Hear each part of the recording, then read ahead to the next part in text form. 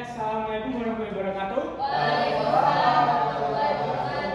Oke, selamat pagi semuanya. Gimana kabarnya hari ini? Oke, baik. Mungkin Bapak akan present terlebih dahulu. Siapa yang nggak berangkat hari ini? Kenapa itu udah berangkat? Oke, berarti udah sakit dan sisanya kebanjiran ya?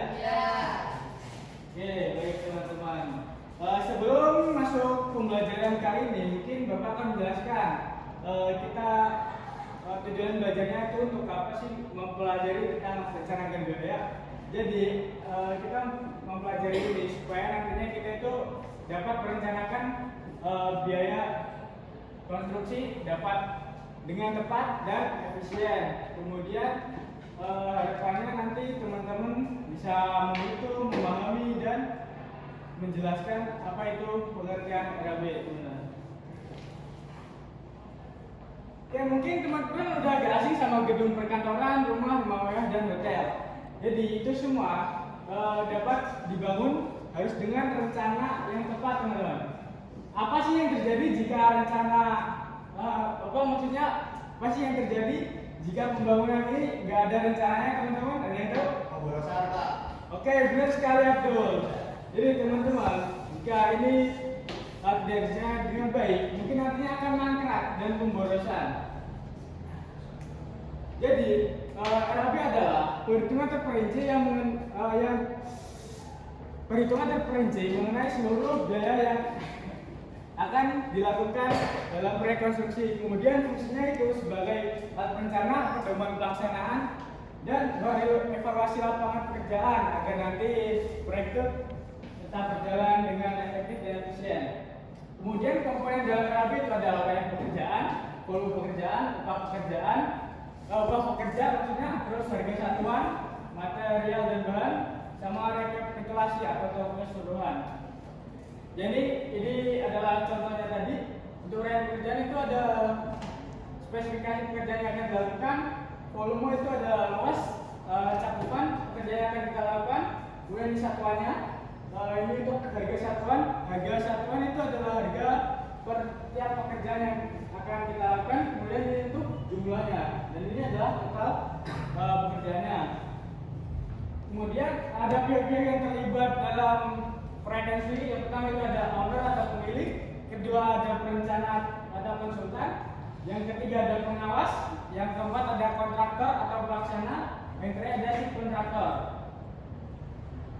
Oke, materi Bapak mungkin cukup sekian, jadi kita lanjut diskusi aja ya.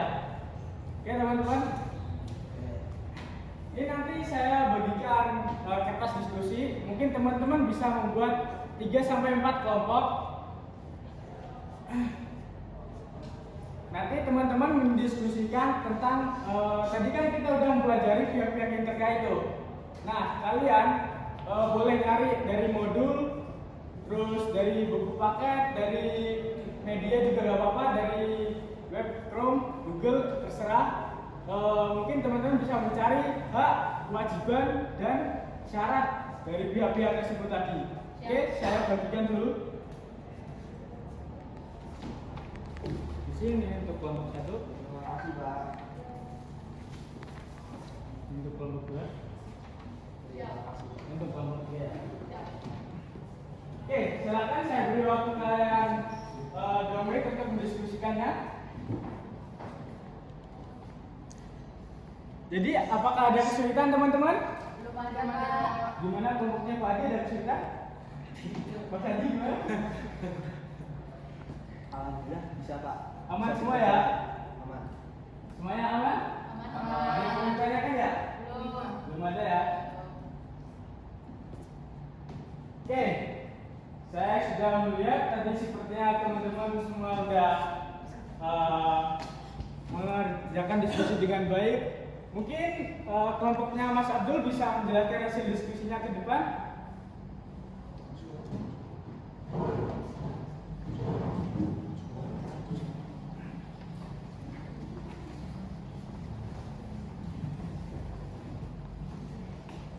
Jadi silakan Mas Abdul dan kelompoknya untuk menjelaskan. Nah, jadi kelompok kami mendapat dia itu kebetulan perencana atau konsultan. Jadi konsultan atau perencana merupakan pihak yang berada pada posisi penerima tugas perencanaan dari owner. Oleh karena itu pihak ini harus ahli dalam perencanaan bangunan. Nah, cara dari perencana atau konsultan ini harus berbentuk perorangan atau badan hukum. Kemudian yang kedua harus ahli bangunan sehingga mewujudkan keinginan owner. Nah, kewajiban dari perencana atau konsultan ini yang pertama, perencanaan berkewajiban untuk mewujudkan keinginan atau ide owner dalam perencanaan dari segi konstruksi, arsitektur, ekonomis, dan fungsional. Yang kedua, perencana berkewajiban mengumpulkan data dan syarat yang kaitannya dengan tugas tersebut. Yang kewajiban ketiga dari konsultan perencana yaitu perencana berkewajiban mendampingi owner dalam seleksi perorangan dan hasil pengawas. Dan hak perencana yaitu perencana berhak mendapatkan honor sesuai dengan ketentuan atau perjanjian. Oke, baik. Itu tadi adalah hal yang disampaikan oleh kelompoknya Mas Abdul. Mungkin sedikit menambah ya. Jadi perencana itu bisa saja drafter atau estimator, teman-teman. Jadi itu nanti dapat tugas langsung dari owner untuk merencanakanlah apa yang diinginkan oleh owner. Contoh, mungkin Mbak Syafa itu ingin membuat rumah ya. Nah, ini Mas Abdul dan timnya itu ada tim drafter, tim estimator gitu. Nanti ada yang menyesuaikan gambar yang diinginkan oleh owner. Terus ini mungkin nanti Mas Duta dapat jadi estimatornya buat menghitung keseluruhannya agar nanti biaya yang dikeluarkan owner itu sesuai gitu. Oke, cukup untuk kelompoknya Mas Abdul. Silakan kembali ke tempat. Beri tepuk tangan ya. Oke, baik, mungkin semuanya udah maju dan semuanya juga hasil diskusinya bagus semua. Jadi, kenapa sih Bapak nyuruh kalian itu buat nyari tahu hak, kewajiban dan syarat dari pihak-pihak tersebut? Karena Bapak itu percaya kalian itu lulus dari sini, mungkin salah satu dari kalian atau semuanya itu bisa jadi owner, pelaksana, perencana, pengawas, dan subkontraktor. Terus kenapa sih Bapak menyuruh kalian mencari tahu hak dan kewajibannya? Itu supaya nanti jika kalian udah menjadi kontraktor ataupun perencana, kalian tahu tugasnya itu apa. Jadi nggak semata-mata kita itu harus cuman drafter aja, enggak. Tapi seperti yang dibilang Mas Abdul tadi, drafter itu tugasnya lebih dari itu, teman-teman. Jadi biar kalian tuh nggak kaku atau mungkin bingung waktu udah jadi perencana. Ini mungkin sebagai dasar ya. Baik, mungkin untuk pertemuan hari ini Bapak cukupkan.